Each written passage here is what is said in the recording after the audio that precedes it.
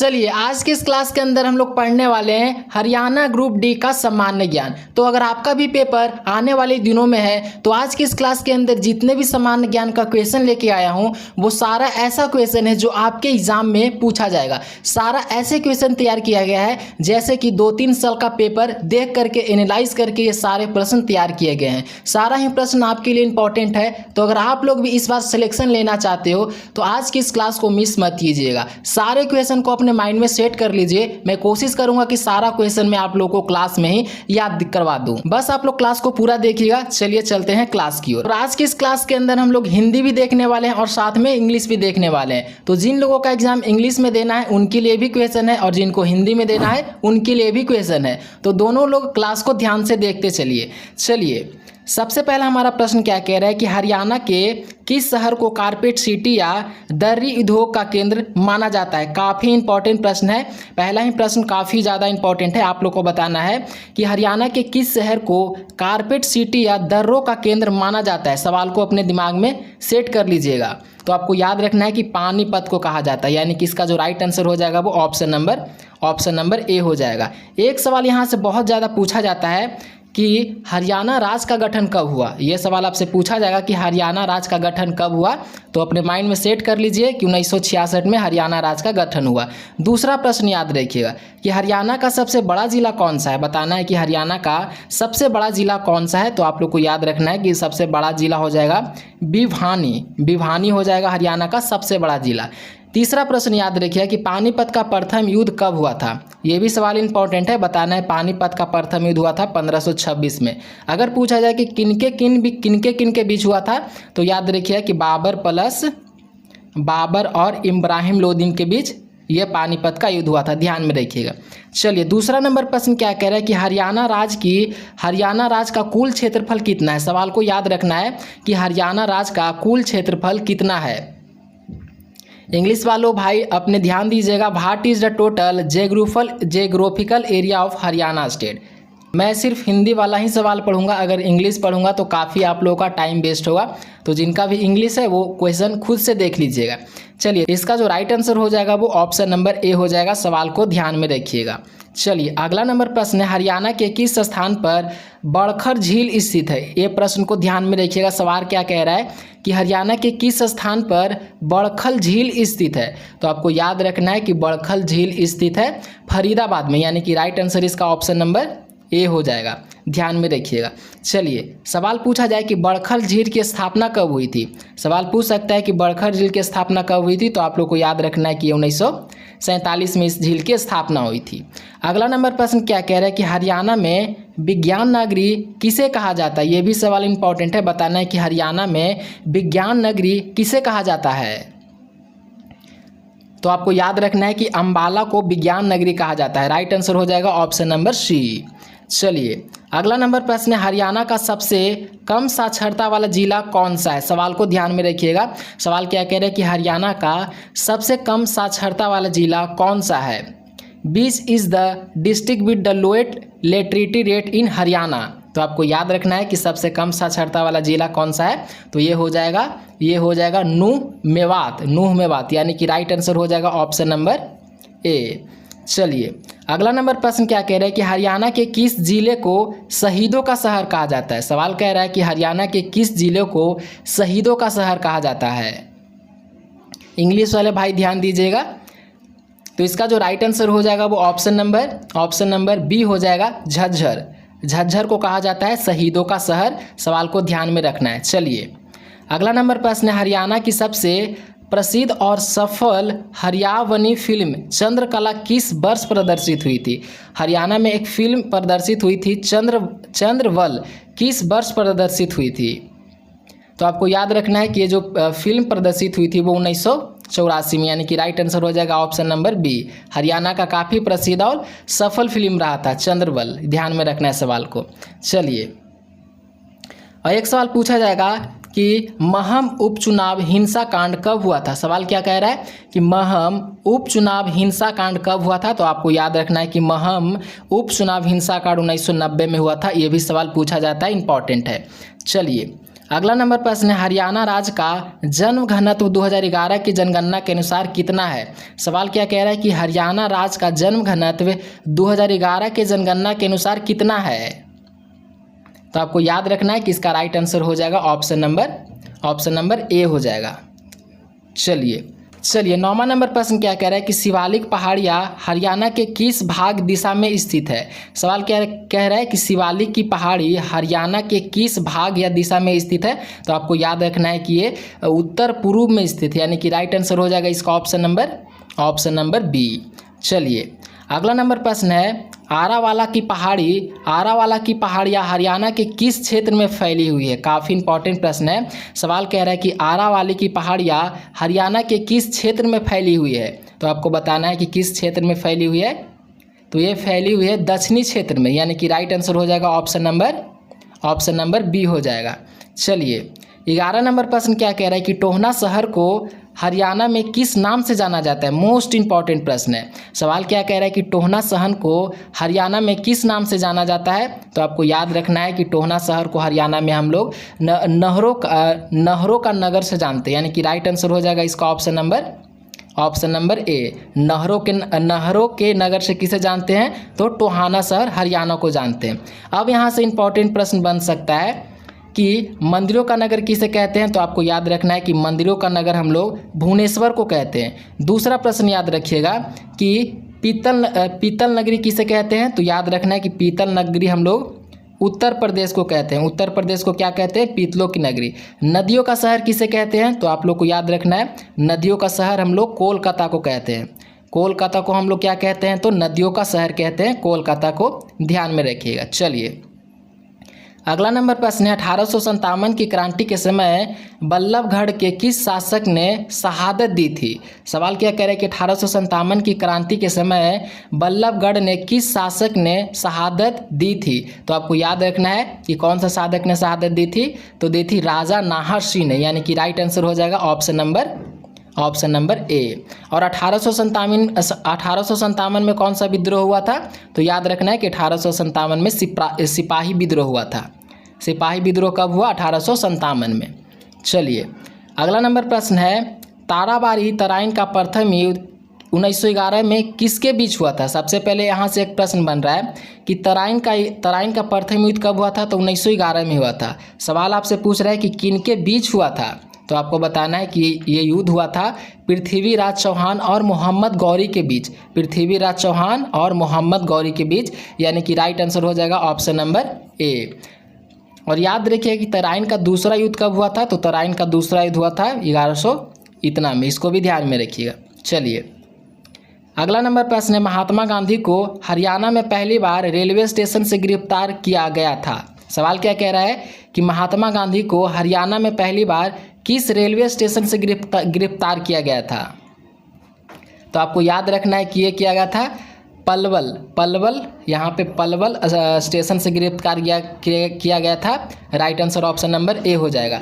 कब किया गया था ये भी याद रखिएगा। तो कब किया गया था, 1919 में पलवल स्टेशन से गांधी जी को गिरफ्तार किया गया था। चलिए अगला नंबर प्रश्न है, चीनी यात्री हेनसोंग ने अपनी किस पुस्तक थानेश्वर का वर्णन किया है। मोस्ट इंपॉर्टेंट प्रश्न है। सवाल क्या कह रहे हैं कि चीनी यात्री हेनसोंग ने अपनी पुस्तक में थानेश्वर का वर्णन किया है। तो आपको याद रखना है कि इसका जो राइट आंसर हो जाएगा वो ऑप्शन नंबर बी हो जाएगा, CU की। Right answer option number B हो जाएगा। अब यहाँ से इंपॉर्टेंट पॉइंट ध्यान में रखना है, इंडिका पुस्तक किसने लिखी थी। आप लोग को बताना है कि इंडिका पुस्तक किसने लिखी थी। तो आप लोग को याद रखना है कि इंडिका पुस्तक लिखी थी मेगास्थनीज ने। मेगास्थनीज ने कौन सा पुस्तक लिखा था, तो इंडिका। दूसरा, हर्षचरित पुस्तक किसने लिखी थी, यानी कि हर्षचरित द्वारा लिखी गई पुस्तक कौन है। तो याद रखना है कि बाणभट्ट हर्षचरित द्वारा लिखी गई है। इंपॉर्टेंट प्रश्न है, सवाल पूछ सकता है, ध्यान में रखिएगा। चलिए अगला नंबर प्रश्न क्या कह रहा है कि प्राचीन पुरातात्विक स्थल बानबली हरियाणा के किस जिले में स्थित है। बताना है कि प्राचीन पुरातात्विक स्थल बानबली हरियाणा के किस जिले में स्थित है। काफ़ी इंपॉर्टेंट प्रश्न है। तो आपको याद रखना है कि ये फहेदाबाद में स्थित है, यानी कि राइट आंसर हो जाएगा इसका ऑप्शन नंबर ए हो जाएगा। सवाल को ध्यान में रखिएगा, इंपॉर्टेंट है। चलिए अगला प्रश्न देखते हैं। तो हमारा अगला नंबर प्रश्न क्या कह रहा है,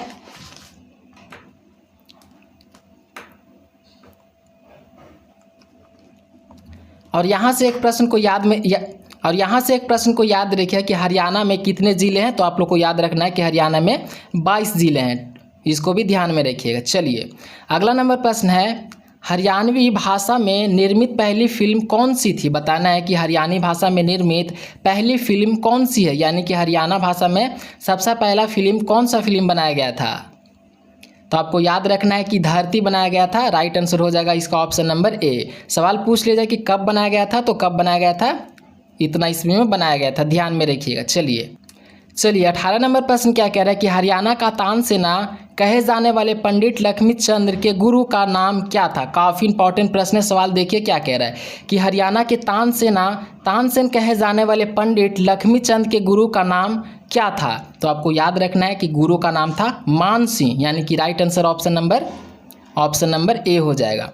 चलिए अगला नंबर प्रश्न है, हरियाणा के किस लोक नृत्य को पुरुषों द्वारा चांदनी रात में खुले मैदान में किया जाता है। सवाल कह रहा है कि हरियाणा के किस लोक नृत्य को पुरुषों द्वारा चांद रात में खुले मैदान में किया जाता है। यह सवाल इंपॉर्टेंट है, ध्यान में रखना है।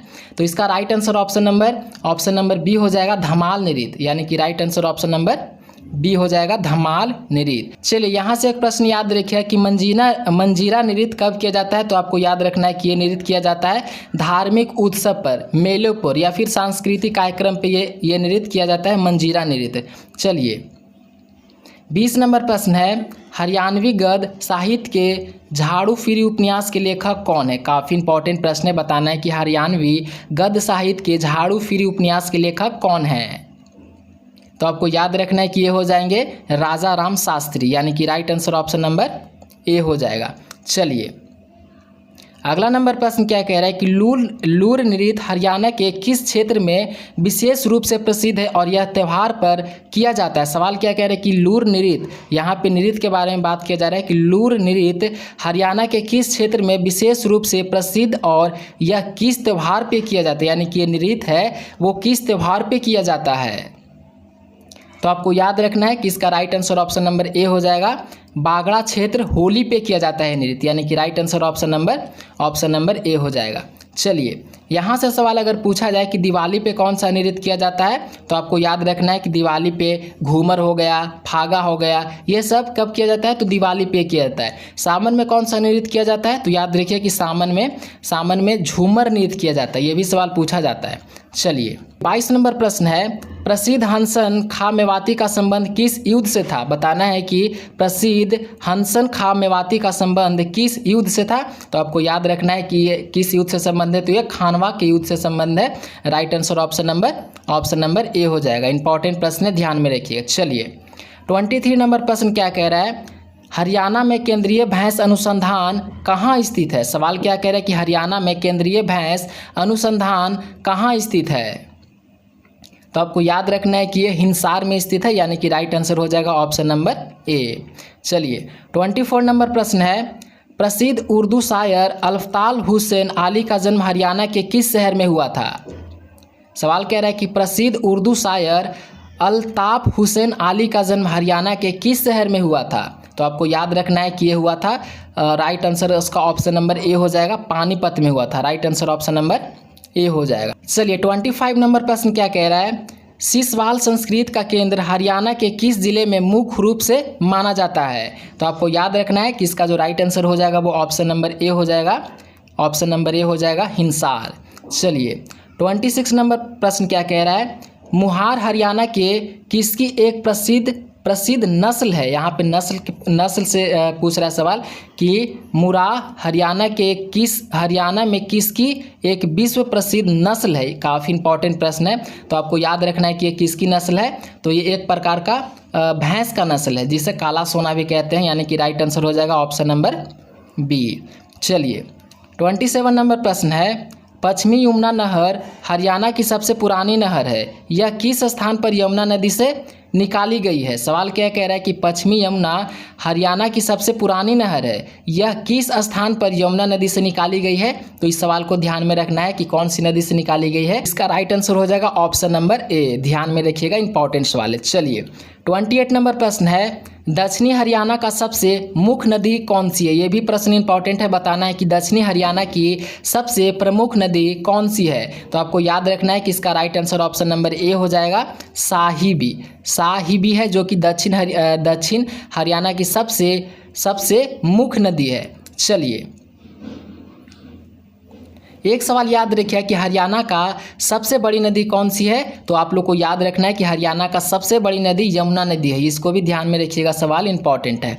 चलिए 28 नंबर प्रश्न क्या कह रहा है, बाबा मुद्रनाथ का मेला, रबड़ा का मेला किस जिले में आयोजित होता है? सवाल क्या कह रहा है कि बाबा मुद्रनाथ का मेला या रावड़ा का मेला किस जिले में आयोजित होता है? तो आपको याद रखना है कि ये मेला किस जिले में आयोजित होता है। तो ये होता है सोनीपत में। हाँ, राइट आंसर हो जाएगा इसका ऑप्शन नंबर ए हो जाएगा, सोनीपत में ये मेला आयोजित किया जाता है।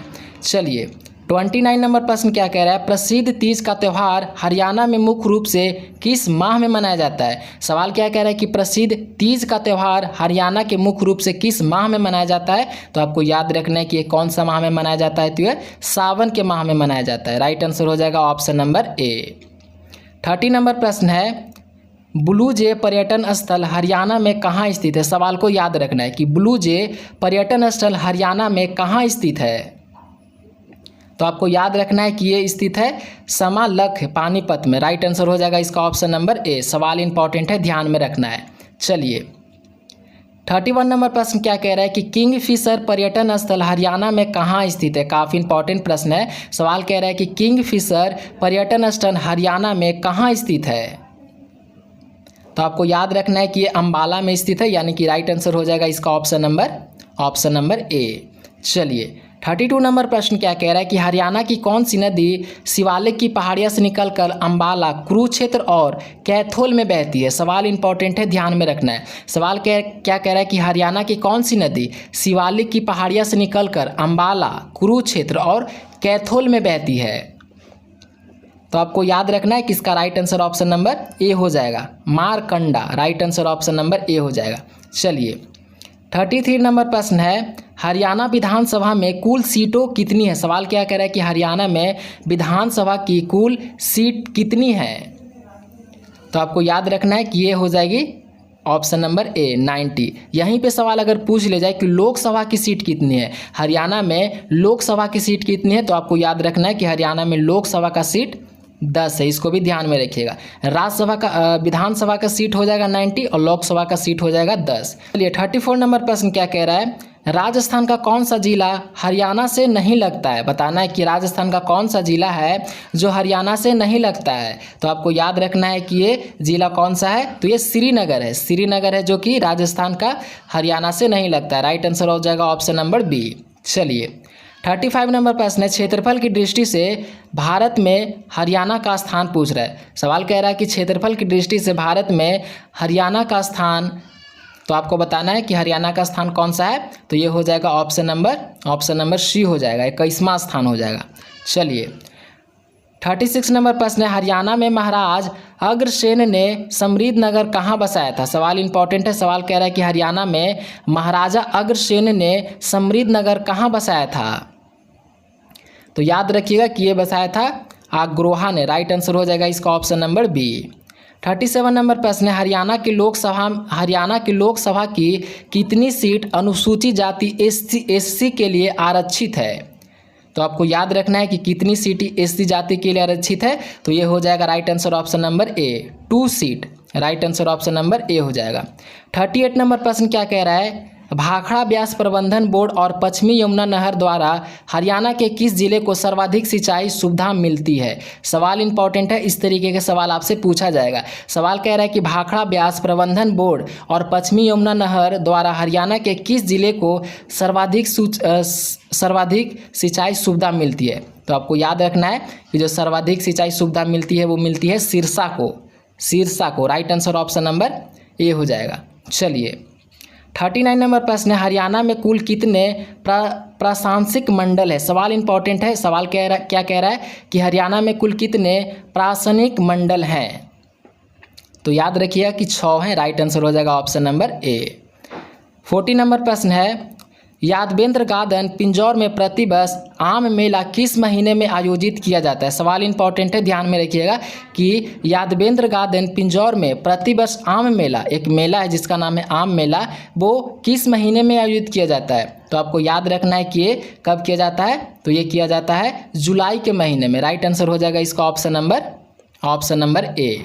चलिए 41 नंबर प्रश्न है, हरियाणा का 22वें जिला चरखी दादरी किस जिले से अलग करके बनाया गया? सवाल इंपॉर्टेंट है। सवाल क्या कह रहा है कि हरियाणा का 22वां जिला चरखी दादरी जिले किस जिले से अलग करके बनाया गया है? तो आपको याद रखना है कि ये भिवानी जिले को अलग करके बनाया गया है, यानी कि राइट आंसर हो जाएगा इसका ऑप्शन नंबर ए। चलिए 42 नंबर प्रश्न है, हरियाणा की कौन सी नहर ताजेवाला से यमुना नदी से निकलती है? सवाल समझिए क्या कह रहा है कि हरियाणा की कौन सी नहर ताजेवाला से यमुना नदी से निकलती है? तो आपको इस क्वेश्चन को ध्यान में रखना है। सवाल इंपॉर्टेंट है। इसका जो राइट आंसर हो जाएगा वो हो जाएगा ऑप्शन नंबर सी, पश्चिमी एवं पूर्वी नहर। राइट आंसर हो जाएगा ऑप्शन नंबर सी। चलिए 43 नंबर प्रश्न है, हरियाणा राज्य मानव अधिकार आयोग का मुख्यालय कहाँ स्थित है? मोस्ट इंपॉर्टेंट प्रश्न है। सवाल कह रहा है कि हरियाणा राज्य मानव अधिकार आयोग का मुख्यालय कहाँ स्थित है? तो आपको याद रखना है कि ये स्थित है ऑप्शन नंबर बी, पंचकुला में स्थित है। राइट आंसर हो जाएगा ऑप्शन नंबर बी। चलिए 44 नंबर प्रश्न है, हरियाणा उच्च न्यायालय पंजाब एवं हरियाणा हाईकोर्ट कहाँ स्थित है? सवाल इंपॉर्टेंट है। सवाल कह रहा है कि हरियाणा उच्च न्यायालय पंजाब एवं हरियाणा हाईकोर्ट कहाँ स्थित है? ऑप्शन है चंडीगढ़, पंचकुला, गुरुग्राम या फिर अम्बाला। तो आपको याद रखना है कि ये चंडीगढ़ में स्थित है। राइट आंसर हो जाएगा ऑप्शन नंबर ए। 45 नंबर प्रश्न क्या कह रहा है, गोल्डन बॉय नीरज चोपड़ा ने टोक्यो ओलंपिक 2020 में भाला फेंको में कौन सा पदक जीता था? सवाल कह रहा है कि नीरज चोपड़ा ने टोक्यो ओलंपिक 2020 में भाला फेंक में कौन सा पदक जीता था? तो आपको याद रखना है कि कौन सा पदक जीते थे। तो स्वर्ण पदक जीते थे, यानी कि राइट आंसर हो जाएगा ऑप्शन नंबर ए, जिसे गोल्ड मेडल कहा जाता है। चलिए 46 नंबर प्रश्न है, हरियाणा सरकार द्वारा खेल के क्षेत्र में दिया जाने वाला सर्वोच्च पुरस्कार कौन सा है? काफ़ी इंपॉर्टेंट प्रश्न है और इंग्लिश वाले भाई भी ध्यान दीजिएगा कि which is the highest sport award given by the government of Haryana? तो आपको ध्यान रखना है कि राइट आंसर हो जाएगा ऑप्शन नंबर ए, भीम पुरस्कार। Right answer option number A हो जाएगा। चलिए 47 नंबर प्रश्न क्या कह रहा है कि राष्ट्रमंडल खेलों में स्वर्ण पदक जीतने वाली पहली भारतीय महिला पहलवान गीता फोगाट का संबंध हरियाणा के किस गांव से है? सवाल देखिएगा क्या कह रहा है कि राष्ट्रमंडल खेलों में स्वर्ण पदक जीतने वाली पहली भारतीय महिला पहलवान गीता फोगाट का संबंध हरियाणा के किस गाँव से है? तो आपको याद रखना है कि ये किस गाँव से संबंध है। तो ये हो जाएगा ऑप्शन नंबर ए, बवाली Charkhi Dadri. Right answer option number A हो जाएगा। 48 नंबर प्रश्न क्या कह रहा है, मारुति सुजुकी का नया विशाल संयंत्र हरियाणा के किस स्थान पर स्थापित किया जा रहा है? ये भी सवाल इंपॉर्टेंट है। सवाल कह रहा है कि मारुति सुजुकी का नया विशाल संयंत्र हरियाणा के किस स्थान पर स्थापित किया जा रहा है? तो आपको याद रखना है कि यह स्थापित किया जा रहा है इसमें खरखौदी सेनापति में, सोनीपत में। राइट आंसर हो जाएगा ऑप्शन नंबर ए। चलिए 49 नंबर प्रश्न क्या कह रहा है, Deenbandhu Chhoturam thermal power project Haryana के किस जिले में स्थित है? सवाल इंपॉर्टेंट है, समझिएगा क्या कह रहा है। Deenbandhu Chhoturam thermal power project Haryana के किस जिले में स्थित है? ऑप्शन है यमुनानगर, हिसार, पानीपत या फिर झज्जर। इंग्लिश वाले भाई भी ध्यान देते चलिएगा। तो इसका जो राइट आंसर हो जाएगा वो ऑप्शन नंबर ए हो जाएगा, Yamunanagar. Right answer option number A हो जाएगा। चलिए 50 नंबर प्रश्न है, हरियाणा राज्य इलेक्ट्रॉनिक विकास निगम का मुख्यालय कहाँ स्थित है? सवाल को याद रखना है कि हरियाणा राज्य इलेक्ट्रॉनिक विकास निगम का मुख्यालय कहाँ स्थित है? तो आपको याद रखना है कि ये स्थित है पंचकुला में। राइट आंसर हो जाएगा ऑप्शन नंबर बी। चलिए 51 नंबर प्रश्न है, सेंट्रल सॉइल सोलिलिटी रिसर्च इंस्टीट्यूट कहाँ स्थित है। सवाल क्या कह रहा है कि central soil salinity research institute कहाँ स्थित है। तो आपको याद रखना है कि ये इंस्टीट्यूट कहाँ स्थित है। तो ये स्थित है हाँ ये, तो आपको याद रखना है कि ये करनाल में स्थित है। राइट आंसर हो जाएगा ऑप्शन नंबर ए। 52 नंबर प्रश्न है, चंडीगढ़ शहर के मुख्य वास्तुकार कौन थे। सवाल को याद रखना है। सवाल कह रहा है कि who was the chief arrest. सवाल को ध्यान में रखना है कि चंडीगढ़ शहर के मुख्य वास्तुकार कौन थे। सवाल इंपॉर्टेंट है, तो आपको याद रखना है कि इसका राइट आंसर हो जाएगा ऑप्शन नंबर ए हो जाएगा, Le Corbusier. Right answer option number A हो जाएगा। सवाल इंपॉर्टेंट है। चलिए 53 नंबर प्रश्न है, हरियाणा संवाद पत्रिका का संबंध किस विभाग से है। चलिए सवाल इंपॉर्टेंट है, बताना है कि हरियाणा संवाद पत्रिका का संबंध किस विभाग से है। तो आपको याद रखना है कि किस विभाग से संबंध रखता है। तो ये रखता है उद्योग विभाग से, उद्योग विभाग, यानी कि राइट आंसर हो जाएगा इसका ऑप्शन नंबर डी हो जाएगा। चलिए 54 नंबर प्रश्न है, हरियाणा का पहला वाईफाई गांव कौन सा बना था। सवाल इंपॉर्टेंट है। सवाल कह रहा है कि हरियाणा का पहला वाईफाई गांव कौन सा बना था। तो आपको याद रखना है कि इसका राइट आंसर हो जाएगा ऑप्शन नंबर ए हो जाएगा, जुगलान हिंसार हो जाएगा, जो कि हरियाणा का पहला वाईफाई गांव बना था। सवाल इंपॉर्टेंट है, ध्यान में रखिएगा। 55 नंबर प्रश्न है, माउंट एवरेस्ट पर लगातार 2 बार चढ़ाई करने वाली हरियाणा की पहली महिला कौन थी। यह सवाल भी इंपॉर्टेंट है। सवाल कह रहा है कि माउंट एवरेस्ट पर लगातार 2 बार चढ़ाई करने वाली हरियाणा की पहली महिला कौन थी। तो आपको याद रखना है कि इसका राइट आंसर हो जाएगा Santosh Yadav. Right answer option number A हो जाएगा। चलिए अगला नंबर प्रश्न है, नाहर सिंह वन्यजीव अभयारण्य हरियाणा के किस जिले में स्थित है। यह सवाल इंपॉर्टेंट है। सवाल कह रहा है कि नाहर सिंह वन्यजीव अभयारण्य हरियाणा के किस जिले में स्थित है। तो आपको याद रखना है कि रेवाड़ी में स्थित है। राइट आंसर हो जाएगा ऑप्शन नंबर ए। और याद रखना है कि ये नाहर सिंह वन्यजीव अभयारण्य की स्थापना कब हुई थी। तो आप लोगों को याद रखना है कि 1957 में इसकी स्थापना की गई थी। चलिए 57 नंबर प्रश्न है, हरियाणा के किस जिले में ज्योतिष सरोवर स्थित है, जहां श्री कृष्ण ने अर्जुन को गीता का उपदेश दिया था। तो आपको याद रखना है कि इसका राइट आंसर हो जाएगा Kurukshetra. Right answer option number A हो जाएगा कुरुक्षेत्र। चलिए 58 नंबर प्रश्न है, छिलछिल वन्यजीव अभयारण्य क्षेत्रफल की दृष्टि से सबसे छोटा कहाँ स्थित है। सवाल इंपॉर्टेंट है। सवाल को समझिए क्या कह रहा है कि छिलछिल वन्यजीव अभयारण्य क्षेत्रफल की दृष्टि से सबसे छोटा कहाँ स्थित है। तो आपको याद रखना है कि ये स्थित है कुरुक्षेत्र में। राइट आंसर हो जाएगा ऑप्शन नंबर ए। चलिए 59 नंबर प्रश्न है, हरियाणा में संरक्षित वन सरसाई खास किस जिले में स्थित है। यह भी सवाल इंपॉर्टेंट है। बताना है कि हरियाणा में संरक्षित वन सरसाई खास किस जिले में स्थित है। तो आपको याद रखना है कि ये सिरसा जिले में स्थित है, यानी कि राइट आंसर हो जाएगा ऑप्शन नंबर ए।